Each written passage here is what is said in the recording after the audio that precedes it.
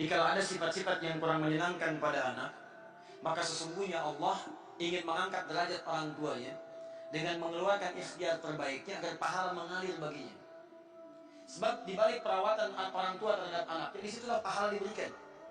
Contoh, seorang ibu sedang mengandung, setiap perhatian ibu kepada anak dalam kandungannya sebelum dilahirkan, maka disitu pahala dituliskan. Makanya bimbingan Quran ketika kandungan itu mulai berproses dari lemah sampai besar, jangan diisi dengan keluhan, isi dengan doa. Quran surah 7 ayat 189. Nah, jika terjadi seperti ini, apa yang harus dilakukan? Pertama, mohonkan perbanyak doa kepada Allah Subhanahu wa taala. Ini yang paling pertama. Quran surah kedua Al-Baqarah ayat ke-6, paling kanan sebelah atas, 6 sampai 7. Innal ladzina kafaru sawa'un 'alaihim a'anzartahum am lam tunzirhum la yu'minun. Sungguh orang-orang kafir itu, demikian diterjemahkan dalam terjemahan. Padahal kata kafir disebut dengan 3 nama di Quran. Ada kafar, jamaknya kafar. Kafar Quran surah ke-14 ayat ke-7, kafar Quran surah kedua ayat ke-6. Ada kafirun, satu surah, qul ya ayyuhal kafirun. Ada yang ketiga disebut dengan kufar, kufar. Quran surah ke-48 ayat ke-29. Muhammadur Rasulullah walladzina ma'ahu asyidda'u 'alal kuffar. Kalau disebutkan kafar kafaru, itu bukan orangnya secara umum, tapi perilaku yang menyimpang. Di setiap ada perilaku yang menyimpang dari ketentuan Allah disebut dengan kafar. Bahkan ada orang yang mengerjakannya, itu orang yang mengaku Islam. Misal, maaf ya, ada orang mengaku Islam, mengaku beriman, tapi tidak mau mengerjakan ibadah kepada Allah. Sedangkan yang tidak ibadah itu adalah orang kafir, maka perbuatannya disebut dengan kafar. Contoh, ada orang Islam yang tidak mau sholat? Ada, contohnya pertanyaan ini. Maka ketika seseorang tidak mau sholat disebut dengan kafar namanya. Orang kafir tidak sholat, wajar karena tidak ada iman dalam dirinya. Maka ketika ada seorang mengaku beriman tidak sholat, perbuatannya disebut dengan kafar, serupa dengan orang kafir walaupun dia tidak keluar dari Islam. Contoh, ada orang kaya nggak mau zakat. Ada orang seperti itu? Ada. Orang kafir kaya tidak zakat karena tidak ada iman dalam dirinya. Tapi orang kaya kemudian muslim mengaku beriman tidak mau zakat. Turun Quran surah ke-14 ayat ke-7. La in syakartum wa la in kafartum. Kafar di situ dia tidak mensyukuri nikmat hartanya. Dia tidak mengeluarkan zakat dan infaknya, tapi dia tidak keluar dari Islam. Maka kalau ada yang seperti itu sulit diingatkan, jangan diingatkan lagi dulu. Capek. Caranya sentuh dia dengan doa. Sentuh dengan doa.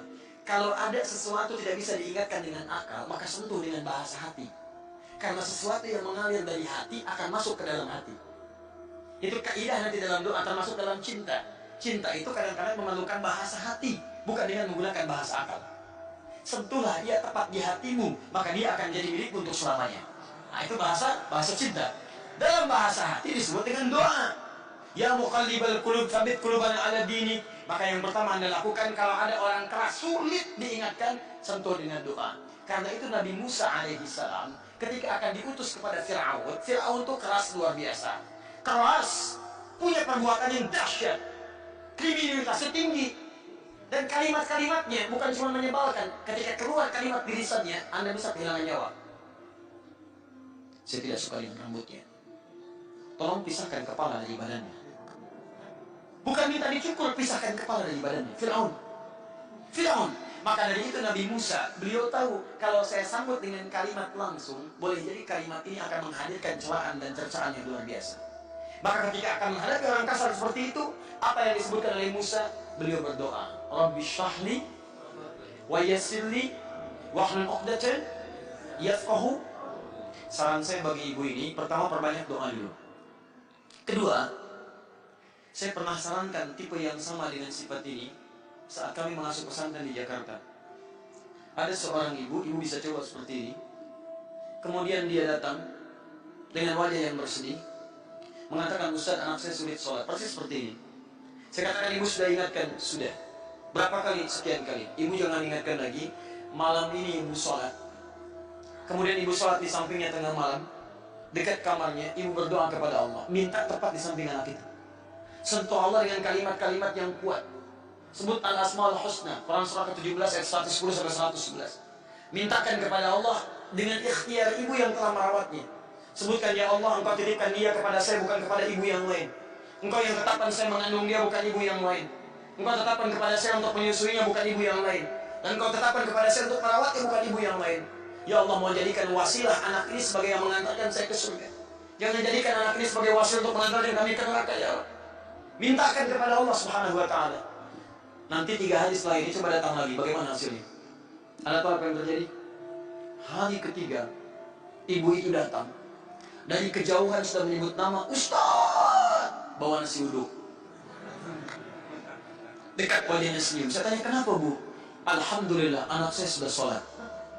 Rupanya pada malam yang ketiga, anaknya bangkit, menangis, anaknya dipeluk ibundanya. Mama, maafkan saya, Mama. Mama, maafkan saya, Mama. Saya dengan Mama setiap malam menangis di samping saya. Mama bermohon begini-begini. Saya mohon maaf, saya bukannya tidak mau sholat, tapi tidak ada yang mencontohkan saya sholat sebelumnya. Bukankah baru sekarang Mama sholat? Bapak juga begitu, perhatian kurang pada saya. Dan saya sekarang mau mengikuti sholat, maafkan saya. Minta maaf, kemudian besoknya dibawa ke pesantren. Kami kemudian tetapkan 1 orang santri untuk mengasuhnya. Ternyata bukan hanya sholat, dia juga sholat, dia menghafal Quran. Bahkan sejak kami tinggalkan, dia sudah hafal Quran sampai dengan 2 juz. Mungkin sekarang sudah selesai 30 juz ini. Jadi pertama, Anda banyak berdoa. Kedua, Anda banyak evaluasi diri. Barangkali ada perhatian-perhatian yang kurang diberikan saat ia tumbuh.